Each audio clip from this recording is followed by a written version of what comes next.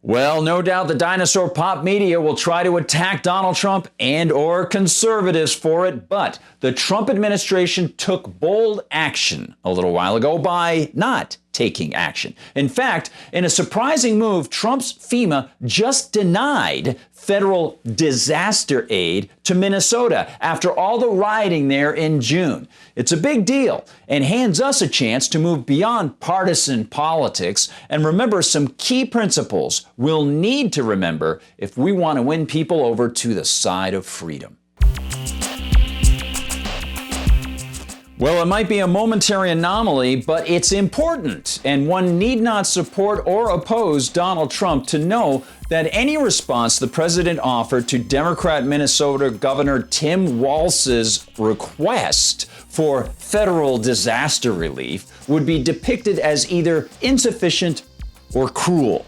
But this move not only calls attention to how poorly Walz and Minneapolis Mayor Democrat Jacob Frey have handled the supposed job of policing and protecting the people that they adopted when they entered office, but it also fits with the original Confederation system of the United States Constitution.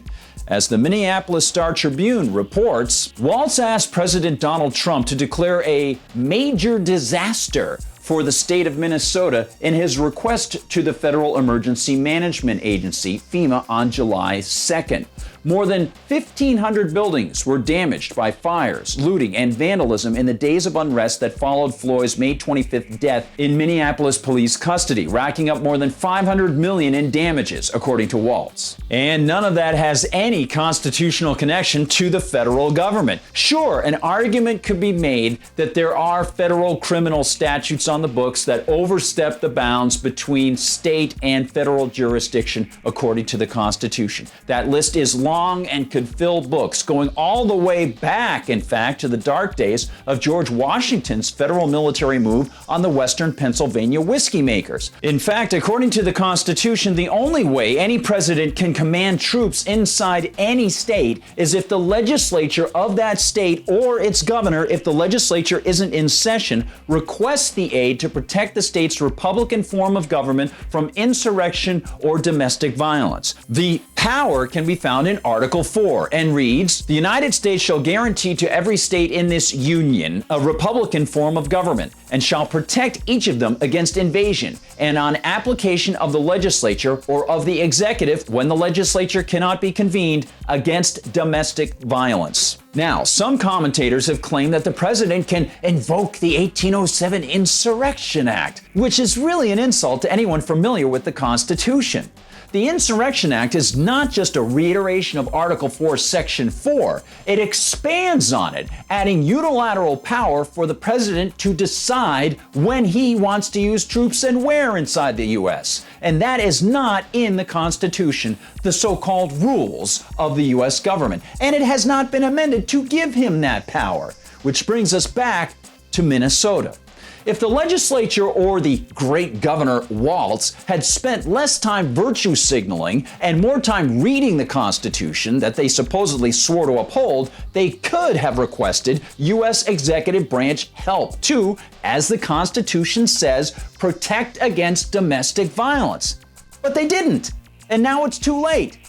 They let the violence explode. They allowed rioters that CNN called protesters. Those are fireworks being fired off by the protesters. We are watching them being fired off directly in front of me, but it looks like the fire has gotten even bigger at this point in time, and you can see protesters so close to the fire that they are getting hit with sparks from the fire coming off of that building. Which is an incredible insult to real protesters and anyone with eyes to see the violence and destruction on their own TV screens. And they allowed it all to run rampant, even as they sided with leftists across the U.S. and in Washington who portrayed Trump as the thoughtless racist.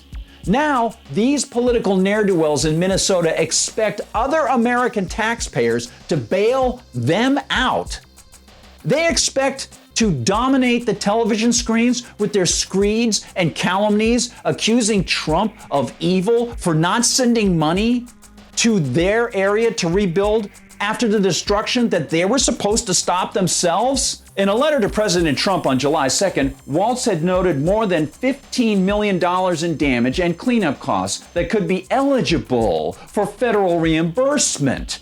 The state has estimated total damages at more than $500 million. Hundreds of buildings were looted, damaged, or destroyed by fires in the Twin Cities, primarily in Minneapolis and St. Paul, after George Floyd was killed on May 25th. And a FEMA rep said, after a thorough review of Minnesota's request for a major disaster declaration from extensive fire damage as a result of civil unrest in late May and early June, it was determined that the impact to public infrastructure is within the capabilities of the local and state governments to recover from.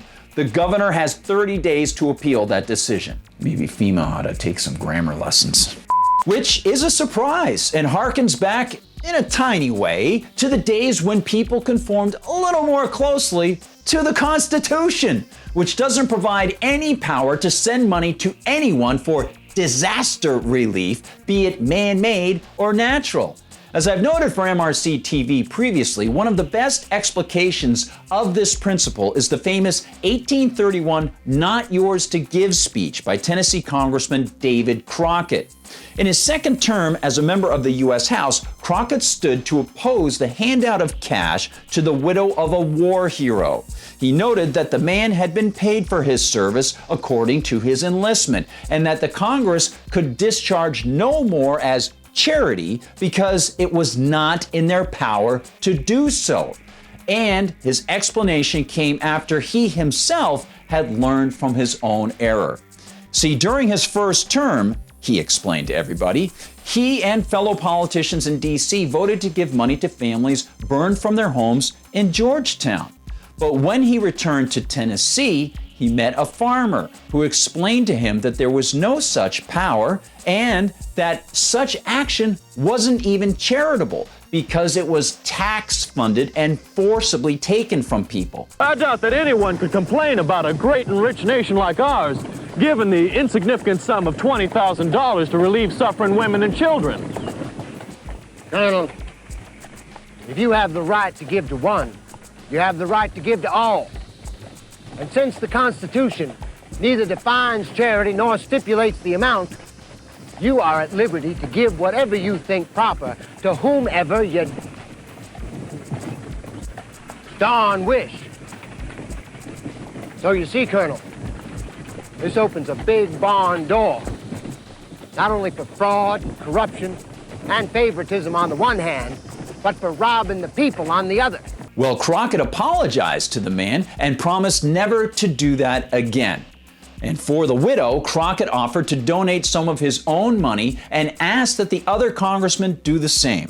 Well, the bill failed, but his private action succeeded, and the sum was raised through private charity. And this is how people really show that they care. If Americans really care about the plight of those in the riot-devastated cities of Minnesota and anywhere, they can show they do so by voluntarily helping themselves, not asking politicians to get somebody else's money and force other people to pay.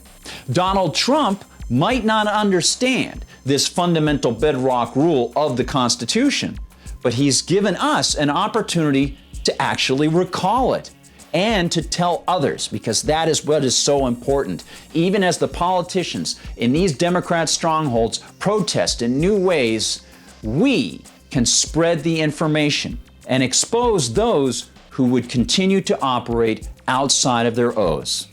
Hey, thanks so much for watching, everybody. Hope you've enjoyed this exchange of information. Hope you've gotten something you can take with you and share with others, because this is the kind of thing that we can utilize in the future.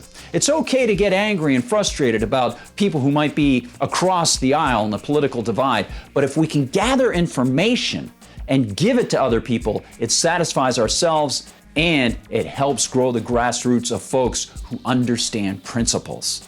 Thanks so much, everyone. Don't forget, like and subscribe if you're watching on YouTube. Hit the bell because it's supposed to tell you when new videos pop up. Head over to MRC-Store for great MRC swag and items. And don't forget, MRCTV.org for the whole spectrum of everything that the team is working on.